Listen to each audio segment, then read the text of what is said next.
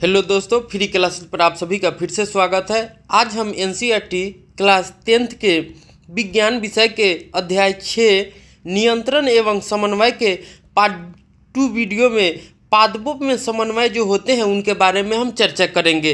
तो हम जानते हैं कि जो पादप होते हैं उनमें न तंत्रिका तंत्र होते हैं न पेशी होते हैं।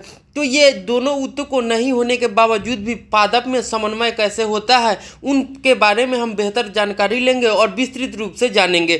तो हम जानते हैं कि उनमें उद्दीपन की क्रिया के द्वारा जो होती है वो प्रतिक्रिया के अनुरूप ही अनुक्रिया होती है। तो उन सभी बिंदुओं पर हम विस्तृत जानकारी करेंगे। अगर आपको इसी तरह के और भी अध्यायों को देखना हो तो आप हमारे YouTube चैनल फ्री क्लासेस 504 को सब्सक्राइब कर सकते हैं और वहां पर सभी विषयों के प्लेलिस्ट बने हुए हैं, जाकर वहां देख सकते हैं। अगर आपको वीडियो देखने में अच्छा लगते हैं तो प्लीज़ लाइक एंड सब्सक्राइब और अपने दोस्तों के साथ शेयर भी कर दीजिएगा। तो आइए आज हम पादपों में समन्वय के बारे में पढ़ते हैं। तो जो हमारे पादप होते हैं उनमें समन्वय कैसे होते हैं उनके बारे में हम देखते हैं। शरीर की क्रियाओं के नियंत्रण तथा समन्वय के लिए जंतुओं में तंत्रिका तंत्र होते हैं। तो हमने पिछले पार्ट में देखा था कि जो शरीर की क्रियाओं के नियंत्रण एवं समन्वय के लिए जंतुओं में तंत्रिका तंत्र होते हैं, पेशी ऊतक होते हैं। लेकिन जब आप देखिएगा तो पादप जो होते हैं उनमें न तंत्रिका तंत्र होते हैं और न ही पेशी ऊतक जो होते हैं वो पाए जाते हैं। तो हम इससे क्वेश्चन भी कभी कभी पूछ देते हैं MCQ टाइप के कि जो तंत्रिका तंत्र होते हैं वो किस में पाए जाते हैं। तो जंतु में पाए जाते हैं, पादपों में नहीं पाए जाते हैं। वे उद्दीपन के प्रति अनुक्रिया कैसे करते हैं। जब हम छुई मुई के पादप की पत्तियों को छूते हैं तो वे मुड़ना प्रारंभ कर देती है तथा नीचे झुक जाती है। यहाँ पे एक वर्ड आ रहा है उद्दीपन। तो उद्दीपन क्या होते हैं, तो हम उद्दीपन को समझने के लिए कह सकते हैं कि जब बाह्य वातावरण में माने जो बाहरी हमारे वातावरण होते हैं उनमें होने वाले परिवर्तन, कुछ भी परिवर्तन हो रहा है अगर उसके प्रति अनुक्रिया होती है तो वही हमारा उद्दीपन कहलाता है। तो कह सकते हैं कि बाह्य वातावरण में होने वाले परिवर्तनों के प्रति अनुक्रिया ही हमारा क्या कहलाता है, उद्दीपन कहलाता है। तो जैसे आप उदाहरण के लिए समझ सकते हैं कि जैसे हमसे कह रहा है छुई मुई के पादप की पत्तियों को जब हम छूते हैं तो मुड़ना प्रारंभ कर देती है। या आप कभी किचन में देखिएगा तो अगर लाइट जो है कि बंद है तो देखिएगा कि छोटे छोटे कीड़े जो रहते हैं कि वो घूमने लगते हैं, लेकिन जैसे ही आप लाइट जलाते हैं तो कीड़े भागने लगते हैं। तो वो क्या है, तो हम कह सकते हैं कि क्रिया के प्रति अनुक्रिया हो रही है या उद्दीपन का वो एग्जाम्पल समझ सकते हैं। जब एक बीज अंकुरित होता है तो जड़ें नीचे की ओर जाती है और एक बीज अगर अंकुरित होता है तो हम देखते हैं कि जड़ जो होती है उसकी नीचे की ओर जाती है और जो तना होते हैं वो ऊपर की ओर आता है। जानते हो क्या होता है, छुई मुई की पत्तियां स्पर्श की अनुक्रिया से बहुत तेजी से गति करती हैं। इस गति से वृद्धि का कोई संबंध नहीं है। दूसरी ओर नवोभिद की दिशिक गति वृद्धि के कारण होती है। तो जो हमारे नवोद्भिद की दिशिक होती है वो गति के कारण ही होती है। यदि इसकी वृद्धि को किसी प्रकार से रोक दिया जाए तब यह कोई गति प्रदर्शित नहीं करेगा। अतः पादप दो भिन्न प्रकार की गतियां दर्शाते हैं। तो हम देखते हैं कि जो पादप होते हैं वो दो प्रकार की गति जो होती है उनको वो दर्शाते हैं। एक होता है कि वृद्धि पर आश्रित होता है और दूसरी वृद्धि से मुक्त होता है। अब हम आगे देखते हैं उद्दीपन के लिए तत्काल अनुक्रिया। तो उद्दीपन के लिए जो तत्काल अनुक्रिया होती है वो क्या होती है उनके बारे में हम लोग पढ़ते हैं। आइए पहले एक प्रकार की गति पर विचार करते हैं, जैसे छुई मुई के पौधे की गति, क्योंकि यह वृद्धि से संबंधित नहीं है। पादपों के स्पर्श की अनुक्रिया के फलस्वरूप अपनी पत्तियों में गति करनी होती है। तो जो पादप होते हैं जब उन्हें हम छूते हैं या स्पर्श करते हैं तो उसकी अनुक्रिया के फलस्वरूप अपनी पत्ती में गति करनी चाहिए, लेकिन यहाँ कोई तंत्रिका ऊतक नहीं होता है और न ही कोई पेशी ऊतक होता है। फिर पादप कैसे स्पर्श का संसूचन करता है और किस प्रकार अनुक्रिया में पत्तियों गति करती है। जैसा कि आप देख सकते हैं यहाँ हमारा चित्र 6.4 में छुई मुई का पौधा दिया हुआ है। तो ये इस प्रकार रहते हैं, जब इसे हम टच करते हैं, स्पर्श करते हैं तो ये आप मुड़ जाते हैं और इस प्रकार के हो जाते हैं।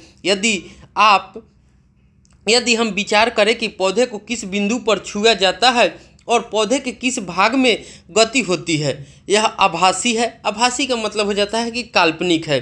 कि स्पर्श वाला बिंदु तथा गति वाला बिंदु दोनों भिन्न है, अतः स्पर्श होने की सूचना संचारित होना चाहिए। पादप इस सूचना को एक कोशिका से दूसरी कोशिका तक संचारित करने के लिए वैद्युत रसायन साधन का उपयोग भी करते हैं। तो जो कोशिका होते हैं, पादप होते हैं, वो एक सूचना जो होती है उनमें, तो एक कोशिका से दूसरी कोशिका तक वो सूचना को संचारित करने के लिए वैद्युत रसायन साधन का उपयोग करते हैं। लेकिन जंतुओं की तरह पादप में सूचनाओं के चालन के लिए कोई विशिष्टीकृत ऊतक नहीं होते हैं। तो हमने देखा था कि जब हम जंतु को देखते हैं तो हमारे या मनुष्य में विभिन्न प्रकार के जो ऊतक होते हैं जिनका सूचनाओं का संचालन करते हैं। हर सूचनाओं के लिए अलग अलग अंग होते हैं, लेकिन पादपों में ऐसा कोई साधन नहीं है।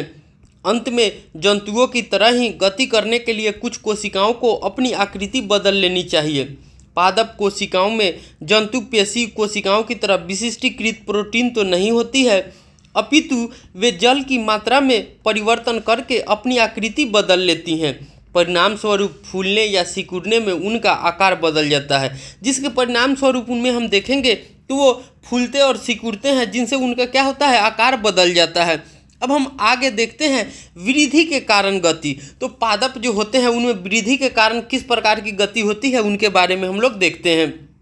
मटर के पौधे की तरह कुछ पादपों दूसरे पादपों या बार पर परतान की सहायता से ऊपर चढ़ाते हैं। तो कोई पौधे होते हैं जैसे मटर के पौधे हैं, तो अगर उनको करना है, ऊपर चढ़ाना है, तो हम लोग क्या करते हैं कि दूसरे पादप के सहारे उसे चढ़ाते हैं या उस पर बार बना देते हैं, या परतान की सहायता से क्या करते हैं, या किसी लकड़ी उकड़ी के सहायता से, या जो हमारे रस्सी होते हैं उनके सहायता से एक ऊपर की तरफ डायरेक्शन करके उन मटर के पौधों को ऊपर की ओर चढ़ाया जाता है। ये परतान स्पर्श के लिए संवेदनशील होते हैं। तो जो परतान होते हैं वो स्पर्श छूने के लिए सेंसिटिव होते हैं, संवेदनशील होते हैं। जब ये किसी आधार के संपर्क में आते हैं तो परतान का वह भाग जो वस्तु के संपर्क में है उतनी तीव्रता से वृद्धि नहीं करता है जितना परतान का वह भाग जो वस्तु से दूर रहता है। इस कारण परतान वस्तु को चारों ओर से जकड़ लेता है।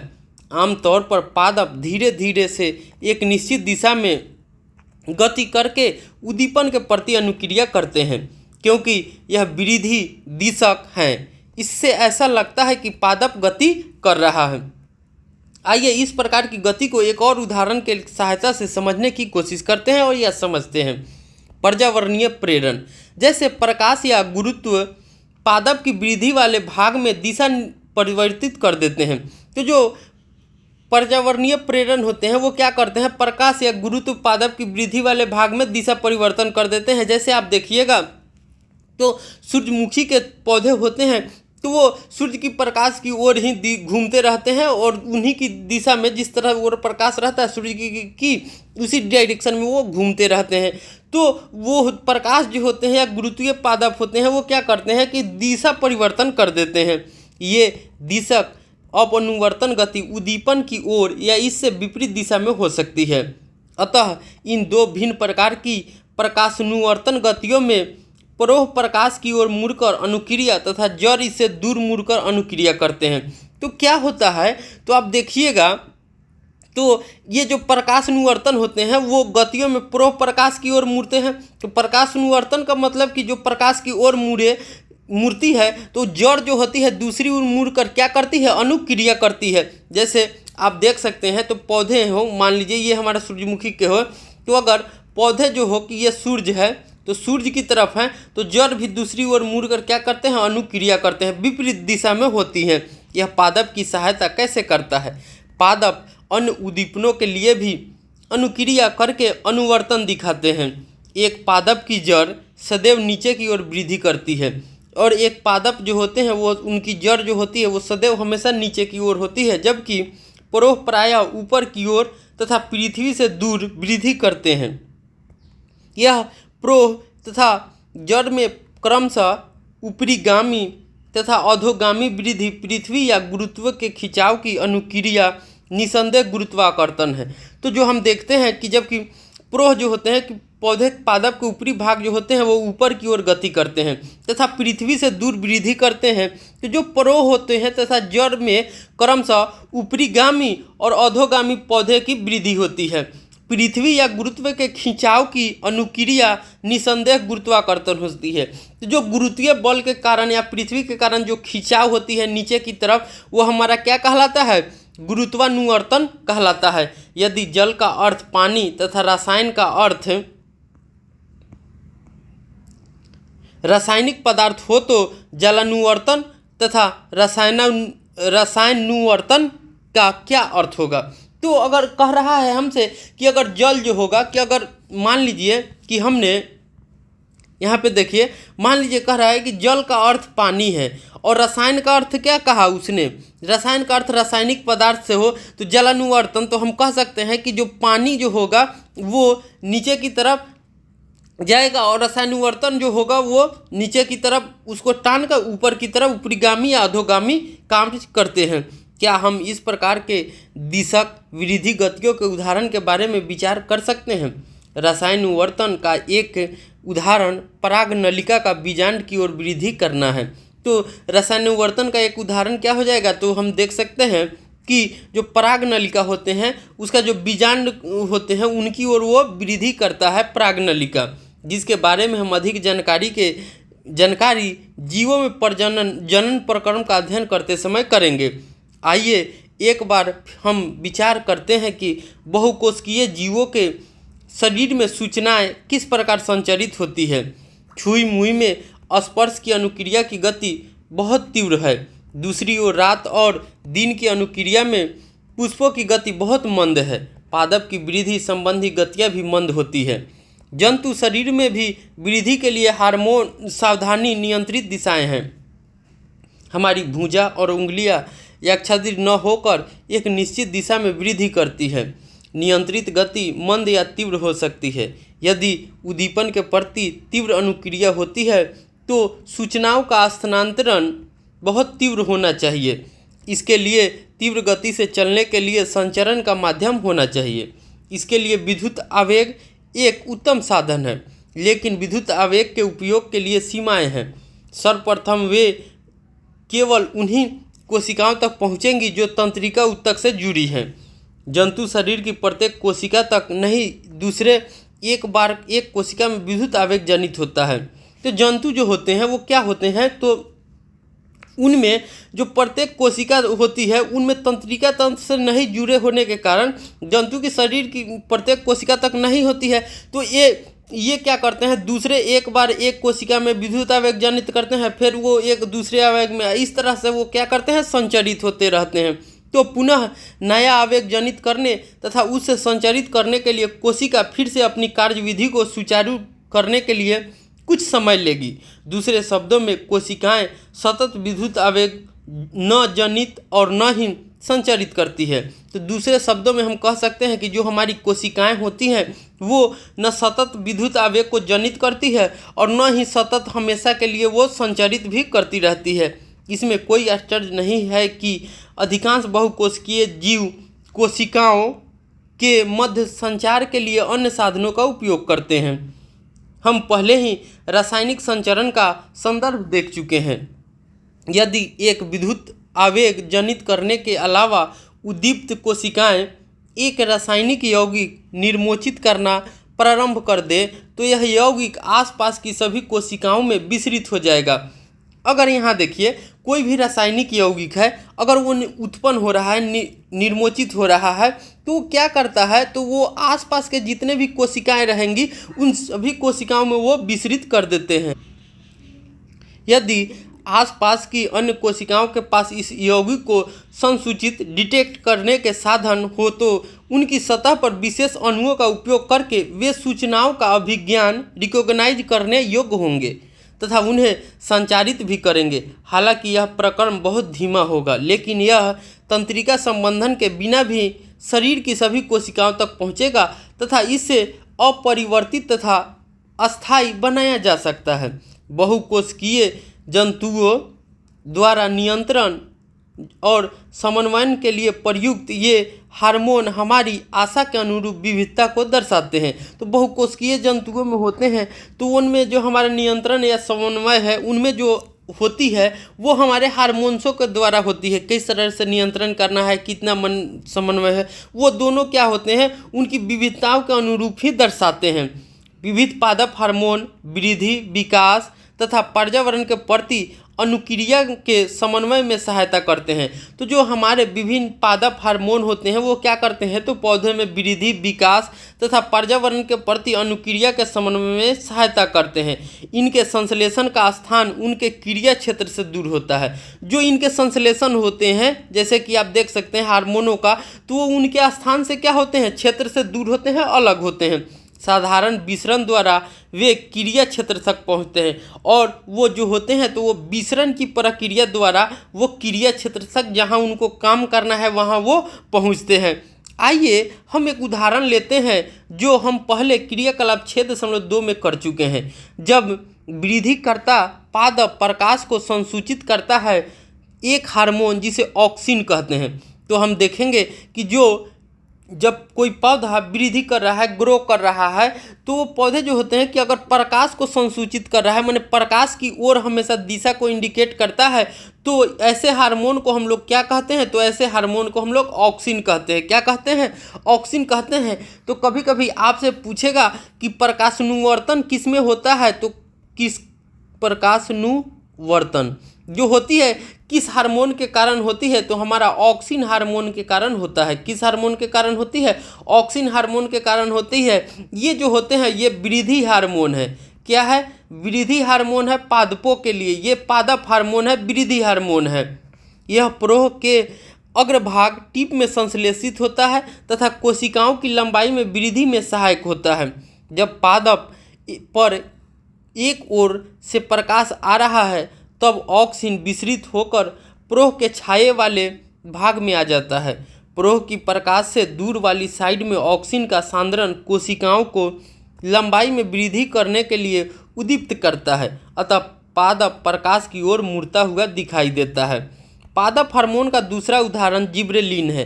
तो जिब्रेलिन भी क्या है, तो जिब्रेलिन भी आप देखिएगा तो वो हमारा वृद्धि हार्मोन है। क्या है, वृद्धि हार्मोन है, जिसे हम लोग मुख्य हार्मोन के नाम से भी जानते हैं। तो पादप में मुख्यतः जो आप देखिएगा तो हमारा दो होते हैं, एक होता है वृद्धि हार्मोन, एक होता है वृद्धि प्रवर्धक हार्मोन, और दूसरा हमारा हो जाता है वृद्धि रोधक। क्या होता है, वृद्धि रोधक होते हैं, वृद्धि रोधक। तो मुख्यतः वृद्धि वर्धक में 5 हार्मोन होते हैं और वृद्धि रोधक में 2 हार्मोन होते हैं। तो जो ये 5 हार्मोन होते हैं, तो वृद्धि प्रवर्धक में कौन कौन से हैं जो पादप को वृद्धि करते हैं, तो हमारा हो जाता है जिब्रेलिन, ऑक्सिन, साइटोकाइनिन, फ्लोरिजीन्स, ट्राउमेटिन। ये सभी जो है कि वृद्धि प्रवर्धक है। और आपसे कभी कभी पूछेगा कि वृद्धि रोधक कौन कौन से होते हैं, तो आप एब्सिसिक एसिड है, एब्सिसिक एसिड और एथिलीन, ये दोनों जो होते हैं कि वृद्धि रोधी हार्मोन है पादप में। तो मुख्यतः आप 7 हार्मोन होते हैं पादपों में, 5 जो होते हैं कि वृद्धि के कार्य करते हैं और 2 जो होते हैं उनकी वृद्धि को रोकते हैं। तो आपसे कभी कभी ये भी पूछ सकता है कि पादप में कौन से हार्मोन पाए जाते हैं, तो कभी भी पूछेंगे तो आप इन नामों को याद रखिएगा। और पादप में हमेशा याद रखिएगा कि दोनों हार्मोन पाए जाते हैं, वृद्धि के लिए भी और वृद्धि कम करने के लिए, जो वृद्धि को रोकते हैं। उसी तरह से जिब्रेलिन हमारा है, तो जिब्रेलिन जो होते हैं वो पादप का मुख्य हार्मोन होते हैं। क्या होते हैं, मुख्य हार्मोन होते हैं जो वृद्धि को नियंत्रित करते हैं, वृद्धि का नियंत्रण करते हैं और अंकुरन में भी सहायता करते हैं, जो ऑक्सिन की तरह ही तने में वृद्धि में सहायक होते हैं। तो ये भी क्या होते हैं, तो वृद्धि में सहायक होते हैं।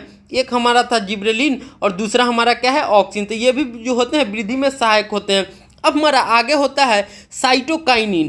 तो साइटोकाइनिन जो होते हैं वो भी पौधे में वृद्धि का, पादप में वृद्धि का कार्य करते हैं, लेकिन साइटो का जो होते हैं, साइटो का मतलब होता है कोशिका। साइटो का मतलब क्या हो जाता है, कोशिका। तो साइटोकाइनिन जो होते हैं वो कोशिका विभाजन को प्रेरित करते हैं। क्या करते हैं, साइटोकाइनिन जो होते हैं वो कोशिका विभाजन को प्रेरित करते हैं। इसलिए यह उन क्षेत्रों में जहाँ कोशिका विभाजन तीव्र होता है, विशेष रूप से फलों और बीजों में अधिक सांद्रता में पाया जाता है। तो ये साइटोकाइनिन जो होते हैं कहाँ पाए जाते हैं, तो आप कह सकते हैं कि फलों और बीजों में जो होते हैं वो साइटोकाइनिन पाए जाते हैं। ये उन पादप हार्मोनों के उदाहरण है जो वृद्धि में सहायता करते हैं। तो ये सभी जो होते हैं ये जिबरेलिन, ऑक्सिन, साइटोकाइनिन, ये सभी जो है कि वृद्धि हार्मोन है। क्या है? वृद्धि हार्मोन है। तो वृद्धि हार्मोन में हमने क्या क्या देखा है? तो ऑक्सिन, जिबरेलिन और साइटोकाइनिन। लेकिन पादप की वृद्धि संदमन के लिए भी संकेतों की आवश्यकता होती है। एब्सिसिक अम्ल वृद्धि का संदमन करने वाले हार्मोन है। तो जो एब्सिसिक अम्ल होते हैं, एब्सिसिक एसिड होते हैं, जिसे हम लोग ए भी कहते हैं, एब्सिसिक एसिड। तो ये जो होते हैं तो वो वृद्धि का संदमन करते हैं या वृद्धि रोकते हैं या वृद्धि रोधी भी कह सकते हैं। तो एब्सिसिक अम्ल क्या होते हैं? ये जो होते हैं कि वृद्धि रोधी होते हैं। ये क्या करते हैं? तो अंकुरन को रोकते हैं, कोशिका विभाजन को भी रोकते हैं और वृद्धि को भी रोकते हैं। पत्तियों का मुरझाना इसके प्रभाव में सम्मिलित है। तो हम देखेंगे कि पत्तियां मुरझा जाती है तो एब्सिसिक अम्ल के कारण ही पत्तियां जो होती है वो मुरझा जाती है। एक और जो होते हैं कि वृद्धि रोधी हार्मोन होते हैं जिसे हम लोग एथिलीन कहते हैं। क्या कहते हैं? एथिलीन होते हैं। तो एथिलीन को हम जानते हैं C2H4 होते हैं। क्या होते हैं? C2H4 होते हैं। तो ये जो होते हैं कि ये भी वृद्धि रोधी हार्मोन है। लेकिन जो आप पौधों में देखिएगा तो जो फल होते हैं तो फल को पकाने का काम जो होता है वो हमारा एथिलीन ही करता है। जो फल पकते हैं उसका जो पकाने का काम है कौन करता है? तो हमारा एथिलीन करता है।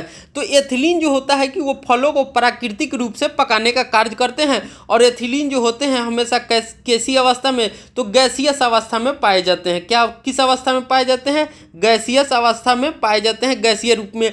तो कभी भी आपसे ये भी सवाल पूछ सकता है कि पादप हार्मोन में कौन जो हार्मोन होते हैं वो गैसीय अवस्था में रहते हैं? तो हमारा एथिलीन हो जाता है। इस तरह से हमने पार्ट 2 वीडियो में पादपों में समन्वय के बारे में देख लिया। उम्मीद है आप लोगों को बेहतर तरीके से समझ में आया होगा। अगर कोई समस्या है तो आप कमेंट सेक्शन में लिख सकते हैं। तो मिलते हैं पार्ट 3 वीडियो में जहां हम सीखेंगे जंतुओं में हार्मोन। तो तब तक के लिए इतना ही, मिलते हैं अगले वीडियो में। तब तक के लिए बाय।